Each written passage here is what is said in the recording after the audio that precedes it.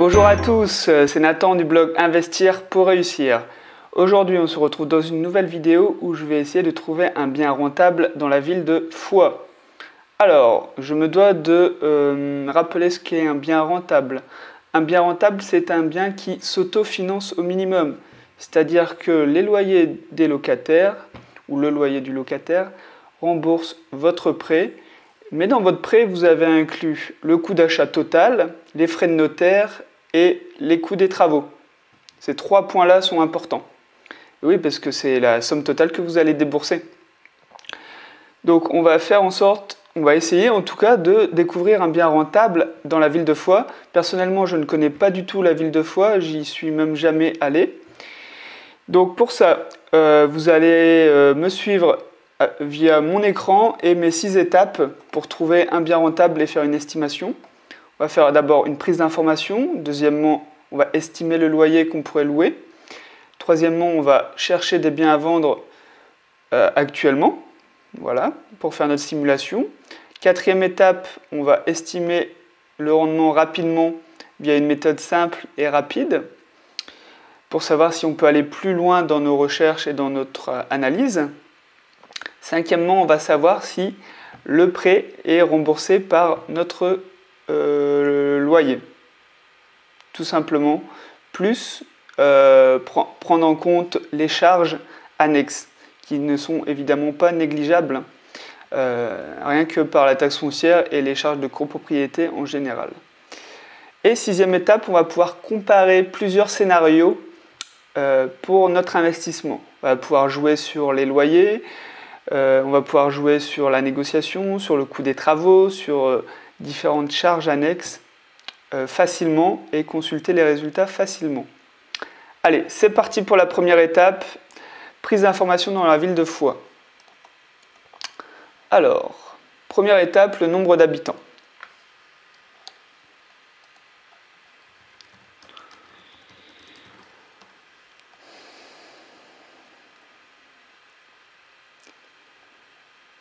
D'accord, donc c'est une ville dans le département de l'Ariège. On est sur une population de 10 000 habitants. Une population donc de taille, une ville de taille petite. Hein. Moi j'estime à 20 000 habitants une ville de taille moyenne. Voilà. On va regarder un petit peu plus d'informations sur la ville de Foix. Oui, c'est ça. Elle est préfecture quand même du département de l'Ariège. Et ça en fait du coup une des plus petites préfectures de France.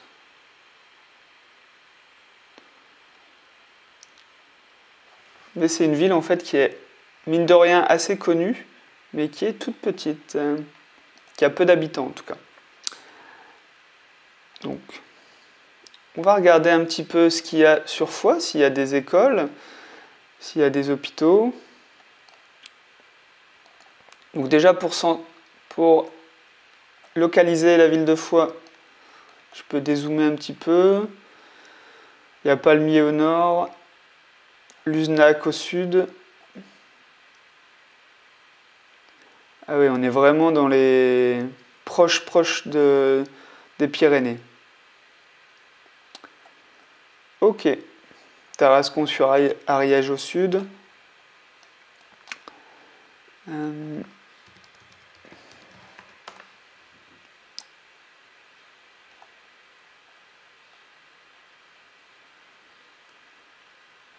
Alors, il y a un centre universitaire de l'Ariège.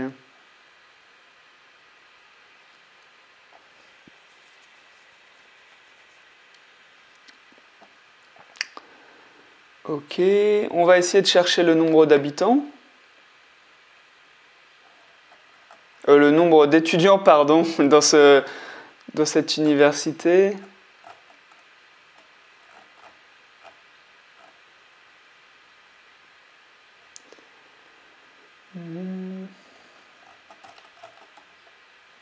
Donc il y a 3 pôles: École supérieure de professorat de l'éducation, Institut supérieur du tourisme,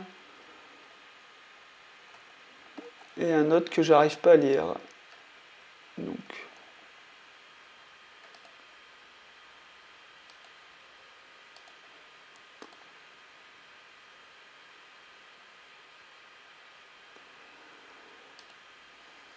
On va regarder les pôles de formation peut-être plus en détail.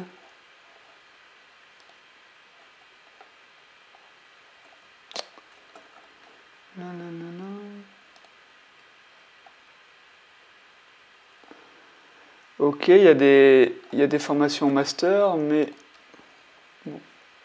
J'aimerais bien des infos qui regroupent tout ce que je recherche. De toute façon, les chiffres clés, hein. Bon.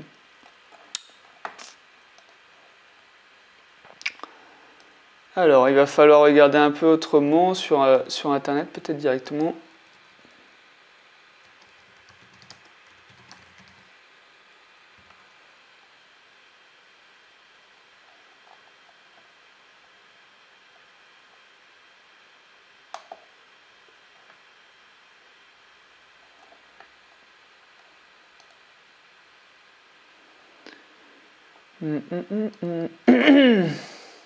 Alors, on retrouve sur la ville de Foix, le site de la mairie, les formations, mais on n'a pas le nombre d'étudiants. Ça m'embête un petit peu.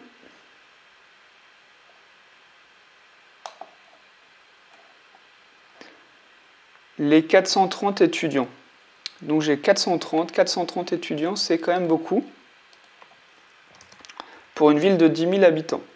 Ouais, c'est plutôt bien. Donc ça veut dire qu'il y a sûrement un marché pour les étudiants. Du studio à la colocation. On va regarder aussi les hôtels. Les hôtels, pourquoi? Parce que s'il y a beaucoup d'hôtels, c'est qu'il y a un marché pour la location courte durée et la location saisonnière, location Airbnb. Parce que c'est des gros groupes qui ont fait des études bien plus poussées que les nôtres, qu'en tant que particulier. Et donc, s'il y a beaucoup d'hôtels, vous pouvez y aller presque les yeux fermés dans la location Airbnb. Alors, j'ai quelques hôtels quand même. J'ai 5 hôtels. 5 hôtels, c'est pas trop mal. Ça veut dire qu'il y a quand même des gens de passage. Et pour la location Airbnb, ça peut être bien. Un hôpital, est-ce qu'il y a un hôpital maintenant?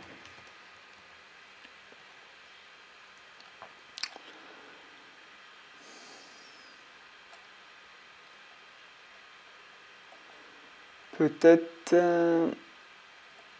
ici.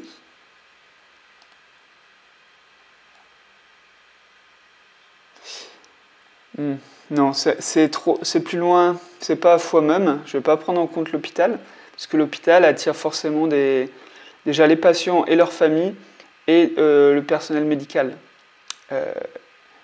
Voilà, qui viennent pour faire des stages, qui viennent pour s'installer. Alors, est-ce qu'à Foix, il y a des grandes entreprises leaders dans la ville qui serait vraiment un berceau, une source de travail à Foix. Parce que là, du coup, ça pourrait être intéressant de se placer juste à côté de cette entreprise.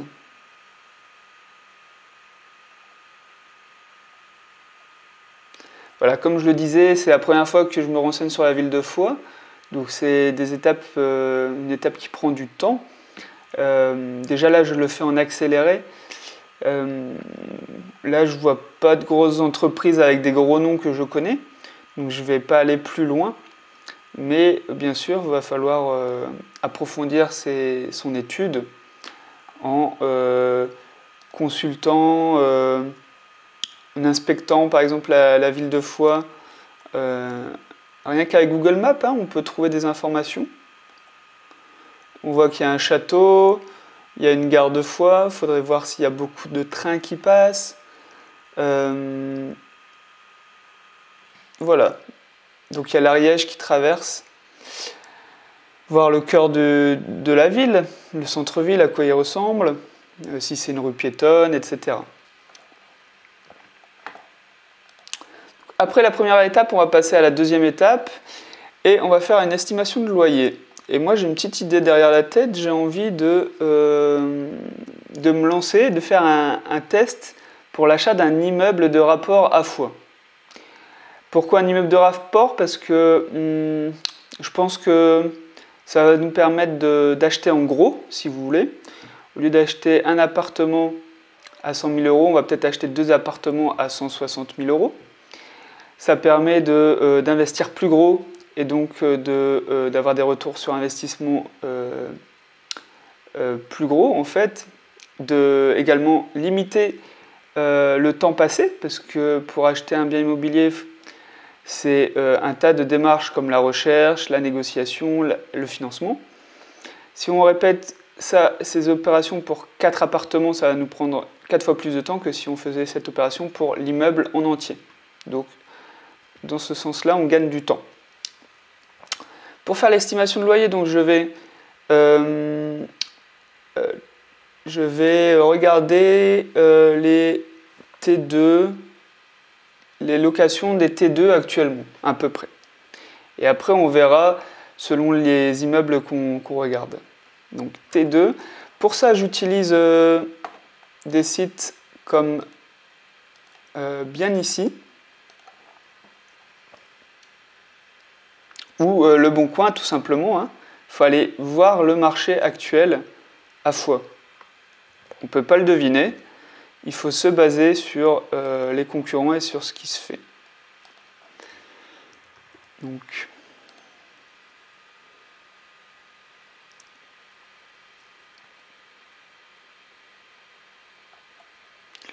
on voit qu'il y a quand même un gros marché de la location. Je suis un peu étonné de voir autant d'annonces. Dans d'autres villes que dont j'ai déjà fait une vidéo, il y avait beaucoup moins d'annonces.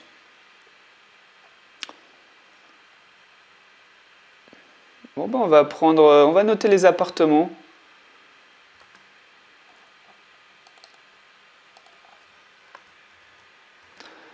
Et les annonces. 30 mètres carrés, 330 euros. Je vais zoomer un petit peu pour vous. Ouh.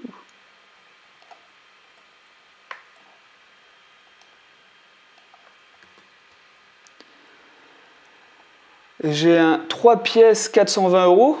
Pas très cher, dis donc.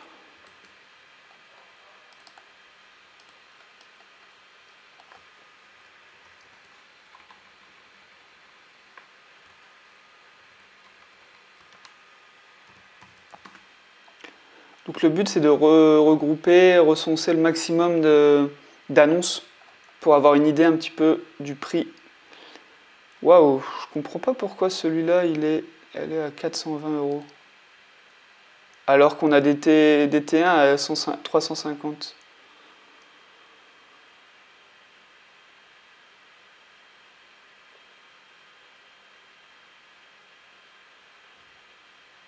Ouais.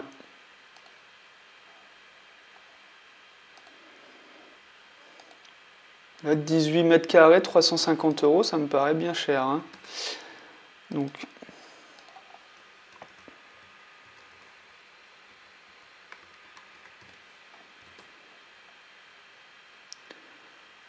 donc 455, 68 mètres carrés.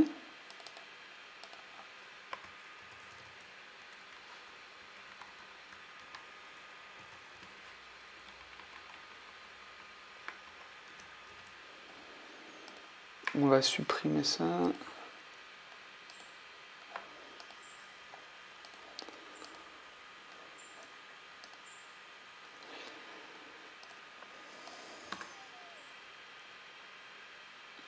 Là, on a un T2 365 euros, 46 mètres carrés.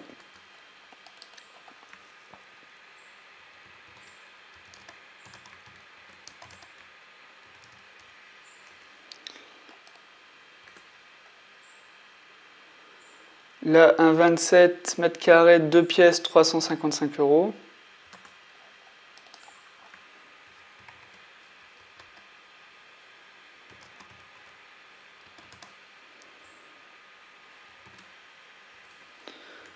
C'est petit, hein. Un autre 2 pièces, 41 mètres carrés, 475 €.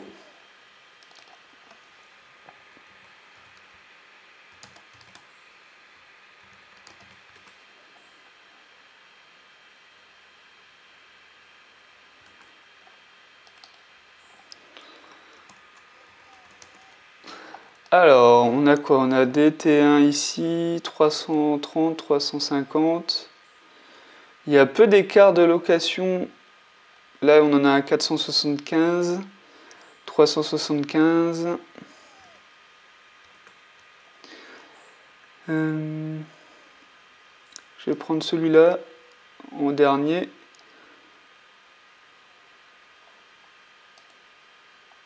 Donc on dirait que le cœur de la ville se trouve vraiment de ce côté-là.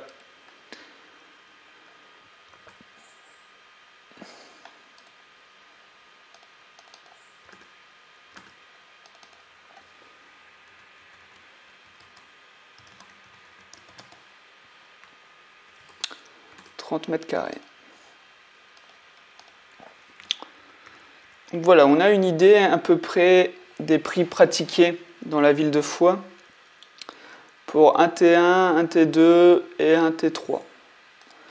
Voilà, maintenant on va passer à l'étape numéro 3 qui est regarder les biens à vendre et les immeubles en l'occurrence. Donc, on va faire dans acheter. On va regarder un bâtiment. Le prix maximum, on va mettre, je sais pas du tout, 250 000 €. Surface minimum, bon, on verra.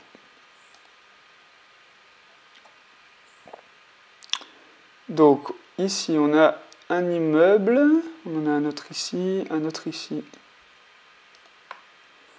On va commencer par le plus cher. Donc, immeuble de rapport composé de 2 appartements T4 et T2, loués, et possibilité de créer 4 appartements supplémentaires après travaux. D'accord. Donc, on va noter.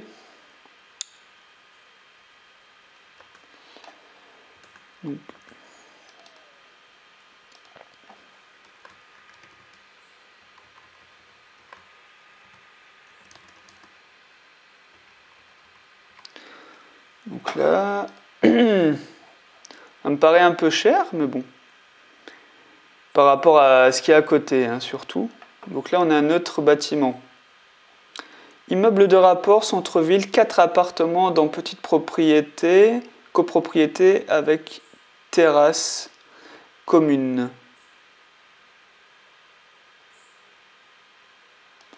Donc quand il dit avec petite copropriété, ça veut dire qu'on n'a pas l'immeuble en entier. Un T1 et un T2 avec peu de travaux et un T1 et un T2 avec travaux. Ok, on va noter.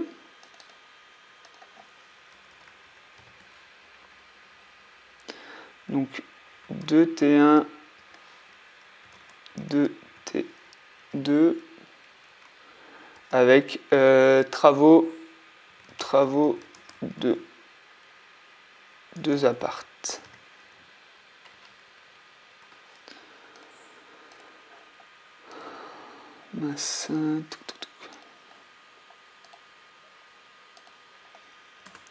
Ok. Les photos.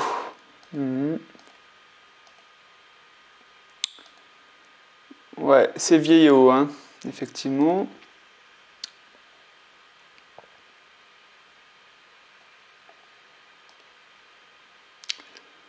Alors, ici, on a possibilité de faire 5 appartements, rénovation à prévoir. On n'a pas beaucoup d'informations supplémentaires, hein.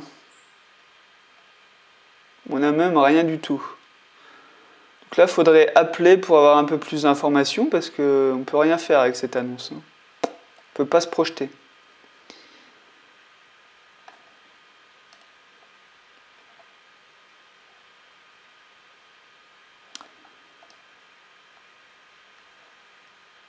Après, on en a un autre ici, près de la gare.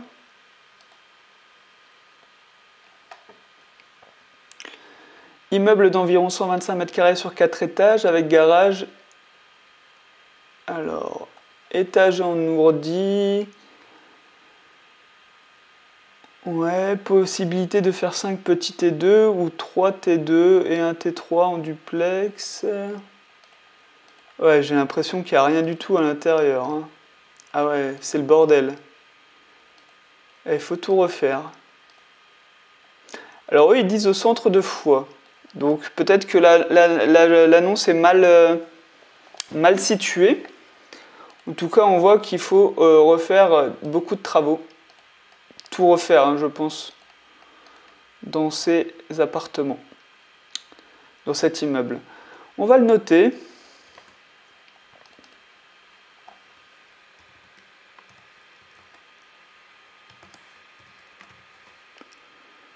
« 5 T2 et 150 mètres carrés. » Donc là, il nous dit dans l'annonce que c'est à côté du centre-ville, c'est pour ça que je m'y intéresse. Et j'ai bien envie de prendre cette annonce-là. Donc là, par contre, il y aura un gros budget travaux. Mais avec 5 T2 en estimation, ça peut être intéressant quand même. Donc pour la suite, je vais prendre cet exemple-là. Ok. Donc 99 000 €, 5 T2 potentiellement, 150 mètres carrés. Maintenant, on va passer à l'étape 4. L'estimation rapide du rendement pour savoir si on peut aller plus loin. Mais je pense que ça ira. Donc le prix d'achat 99 000, sachant que dans ce type de bien, je peux vous assurer qu'il n'y aura pas beaucoup d'investisseurs intéressés. Donc la négociation, elle peut être très élevée, hein, de 30% sans problème. Les frais de notaire, à peu près 9%, donc 9 000 €. Les frais des travaux. Donc là, c'est dur à estimer parce que on n'a que quelques photos. Et les photos qu'on a, après, ça c'est du débarras. Hein. Peut-être que faut juste débarrasser et peut-être que on retrouverait de l'espace, on retrouverait des chambres dans un état correct. Mais je parle souvent pour faire une estimation de 500 € du mètre carré pour des gros travaux et 300 € pour des petits travaux. Là, sachant qu'à mon avis, il va falloir refaire la cuisine et la salle de bain pour tous les T2, et l'équiper aussi. 5 T2, je pense qu'on en a pour 10 000 € par T2. Hein. Au moins 50 000 €, je pense, de travaux. Ouais. 10 000 €, ouais, ça me paraît pas trop mal. Donc ça nous fait du 158 000 € au total. Le coût total, quand on additionne les frais de notaire, les coûts des travaux et le coût d'achat. Et notre loyer estimé, qui serait donc du T2 par rapport à ce qu'on voit ici. Je vais zoomer. Donc il y a différents prix. Donc déjà, on aurait 150 divisé par 5, ça nous fait du 30 mètres carrés.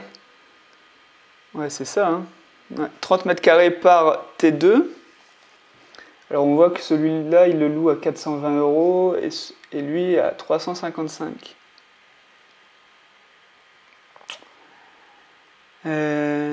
Si on rénove l'appartement, on peut espérer quand même un loyer plus élevé. Donc on va peut-être partir sur du 370 €. On va pas prendre trop de risques. Et on va pas surestimer, on va pas prendre 420 €. Hein. Je connais pas assez le marché pour le moment pour dire si ça peut se louer à 420 €. On va prendre 370 €. Donc, petite calculette. 370 € x 5, ça nous donne un loyer de 1850.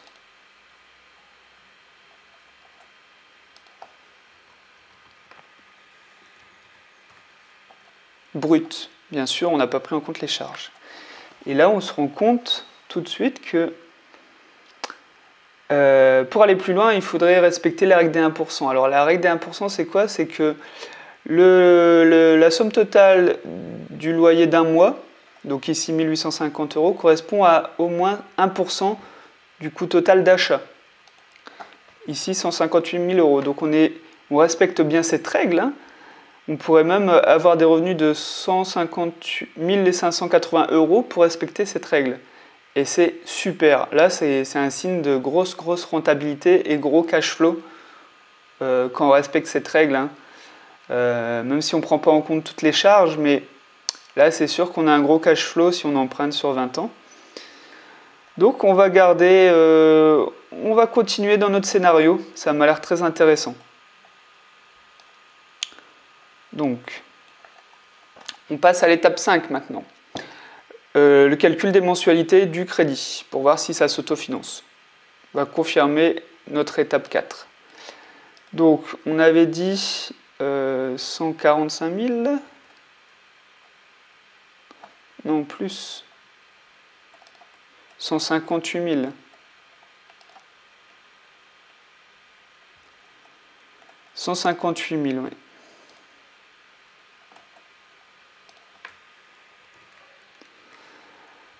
Et on avait dit 1850 de revenus bruts.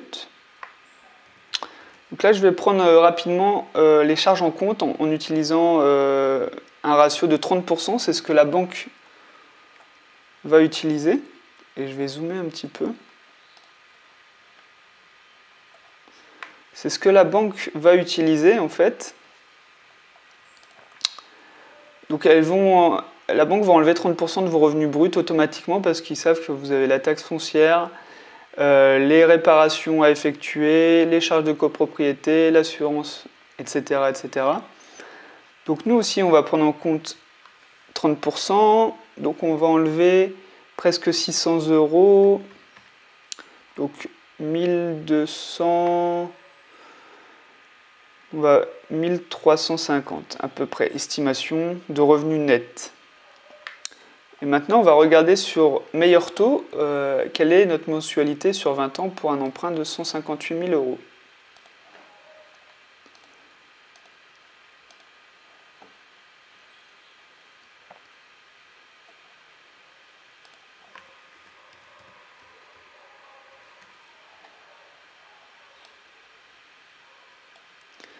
Le taux, souvent, meilleur taux se trompe un petit peu. Enfin, se trompe pas, mais nous, si on emprunte la totalité, il va falloir faire des concessions. On aura plutôt un taux à 1,8. Voilà. Par contre, l'assurance, le taux d'assurance, ils mettent 0,34 et honnêtement, il y a moyen d'avoir moins. Donc, ce qui nous amène à une mensualité de 920. 930. Et si on était à 1,3, ah ouais, c'est quand même pas mal. 829, ok. Donc, on a 829 à rembourser à la banque. Mais on a un revenu net estimé à 1350. Donc là, on est largement supérieur. On pourrait même se permettre de louer 4 appartements sur 5 toute l'année, que ça irait. Les loyers nets sont supérieurs donc, aux mensualités. On va donc passer à l'étape 5 tout de suite avec le calcul en détail, enfin l'étape 6, pardon, le calcul avec mon simulateur personnel pour bien regarder la rentabilité et comparer les scénarios.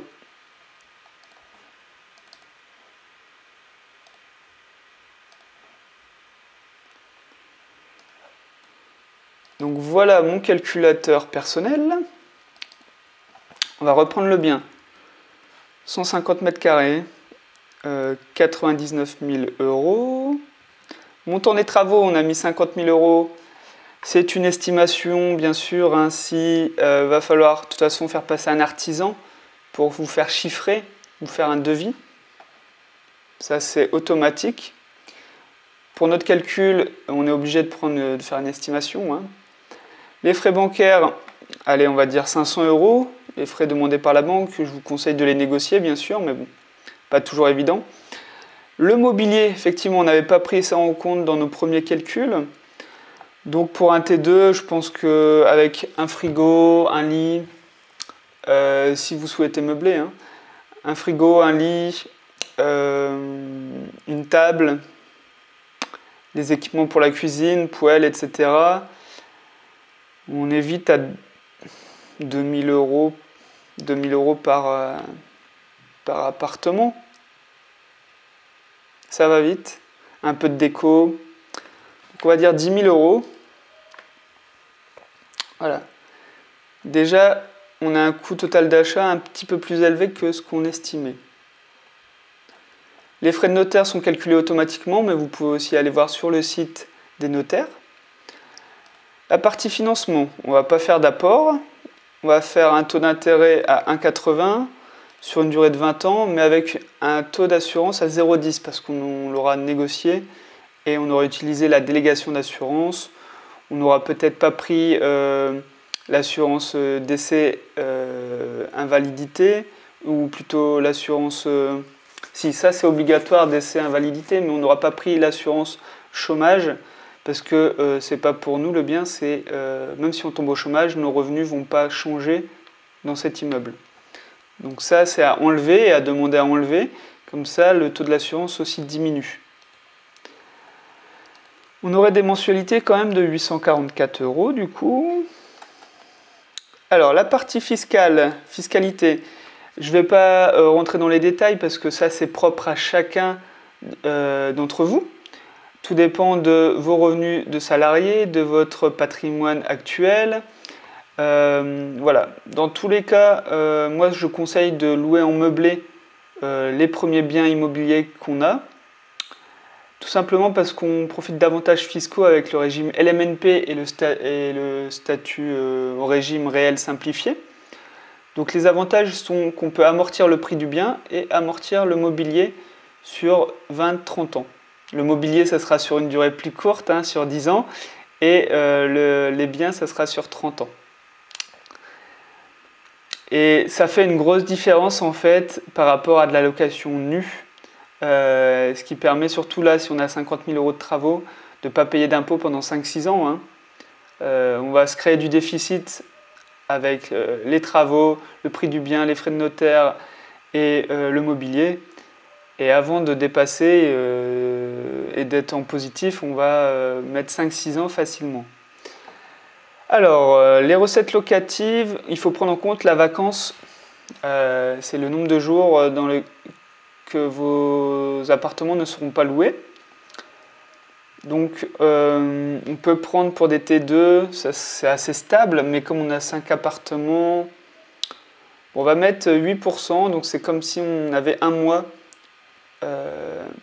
où nos appartements n'étaient pas loués dans l'année et chaque année. Voilà. Ça va être le temps entre deux changements de locataire. Et il suffit qu'il y ait eu des dégradations ou des travaux à faire et donc entre deux locataires pour ne pas pouvoir louer notre logement pendant quelques mois. Donc ça peut aller vite. Les loyers, donc on espère 1850 € quand même. Hein. Et oui, 1850 €, soit 20 000 € de recettes annuelles. Hein. Ça commence à peser. Hein. Combien gagnent 20 000 € avec leur salaire? Voilà. Ça peut directement être une source de revenus égale à votre salaire. Alors bien sûr, il faut prendre en compte les charges. Donc l'assurance du crédit calculée automatiquement parce qu'on a pris un taux à 0,10. Les frais de gestion sur le loyer, si vous faites appel à une agence, c'est environ 7 à 8%. La taxe foncière, je pense qu'elle n'est pas indiquée. Elle n'est pas indiquée, c'est pas indiqué, il n'y a pas beaucoup d'informations sur les charges. Bon, je sais pas, 150 mètres, c'est peut-être 1200 euros, hein. C'est possible. Je connais pas le prix de la taxe foncière en moyenne dans cette région, mais les réparations, donc moi je prends toujours un demi-mois de loyer. Bah ça va aller vite, hein. Ça va aller vite les réparations. Un évier à changer, des radiateurs à purger, l'entretien des parties communes, l'entretien... ça va très vite. Par contre, on n'a pas de charge de copropriété parce que comme on a l'immeuble en entier, on n'a pas de syndicat à payer, on n'a pas de charge de copropriété. Mais s'il y a un incident, la toiture à refaire, un ravalement de façade, ça c'est tout pour le propriétaire. Donc il faut provisionner quand même ces charges. Donc je pense à 100 euros par mois, c'est pas inutile de les provisionner à 100 euros par mois. Autant il y a des années où vous aurez peut-être aucune charge, mais peut-être qu'il y aura des années où vous aurez 5000 euros de dépenses. L'assurance propriétaire non occupant. Donc à mon avis, ça sera dans les 100 euros x 5, 100 euros par appartement. Donc 500 euros quand même. Les frais d'entrée-sortie si vous faites gérer par une agence. Moi, c'est 75 euros le forfait pour l'entrée et la sortie d'un locataire.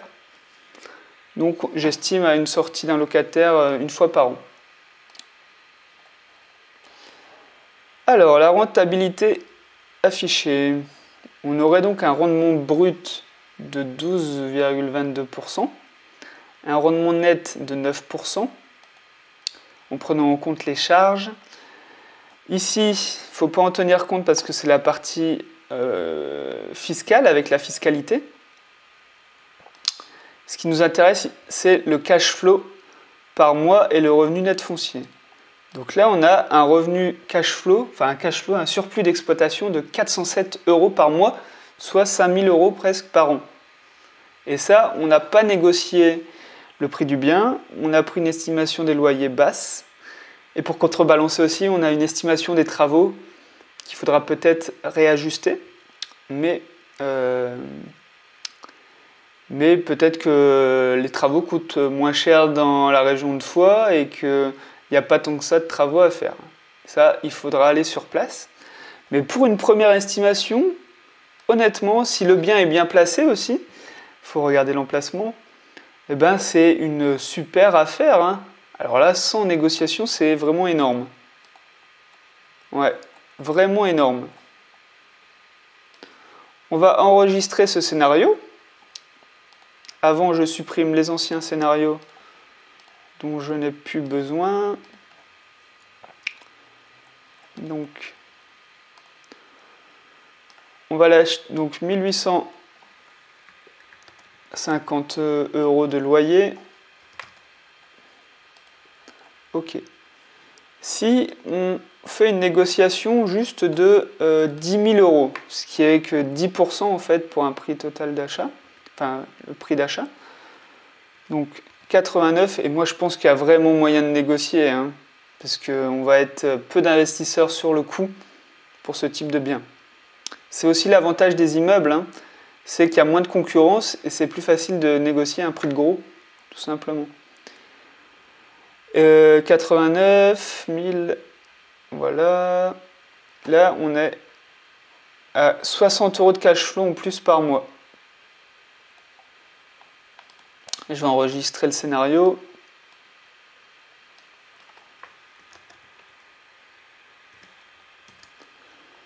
Voilà. Après, on peut estimer... on peut faire aussi une estimation avec des travaux supérieurs, hein. Imaginons on dépasse 25 000 euros, 75 000 euros de travaux. Du coup, là, on retombe à un cash flow de 334, hein, parce que même si on a négocié 10 000 euros, par rapport à notre première comparaison, on dépense toujours 15 000 euros de plus que ce qu'on avait estimé au début. Mais on a toujours un cash flow positif. Voilà, on sait qu'on peut aller 75 000 euros, c'est possible. Voilà. Après, on peut même faire une estimation avec un loyer un petit peu plus supérieur, et là, tout de suite, le cash flow va aussi augmenter. Donc là, on avait dit 380, je pense. On peut dire peut-être 20 euros de plus, donc ça fait par chambre, donc ça fait 1950. Et là, on va se retrouver avec un cash flow de 419 euros. On voit qu'on a réussi à augmenter de 120 euros notre cash flow parce qu'on a augmenté de 100 euros notre loyer mensuel. Non, on a dû augmenter du coup de 100 euros notre cash flow. Voilà. On peut faire enregistrer. Je vais enregistrer ce scénario.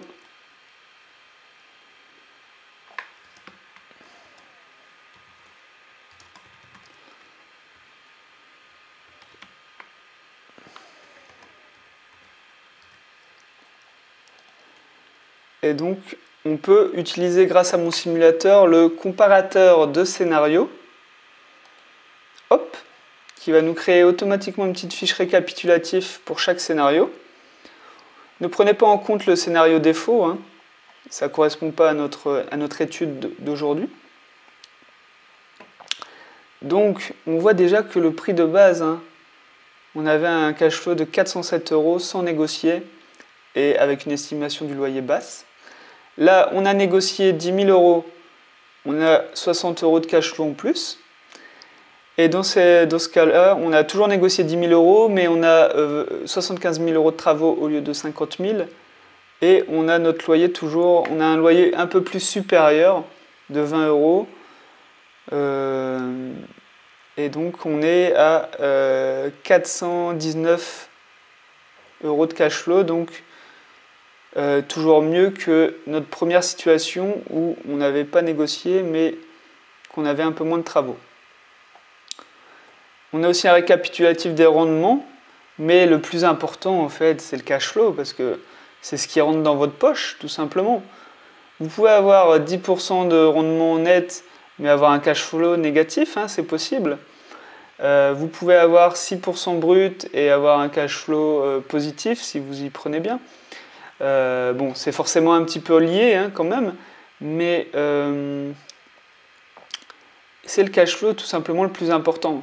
Et là, on a fait un emprunt à 110% à la banque. Hein. On a vraiment tout emprunté. C'est ça, c'est magique, vous mettez rien de votre poche. Donc voilà, je suis très content parce que c'est ma première vidéo sur Foix et j'ai trouvé un bien immobilier rentable avec un immeuble de rapport.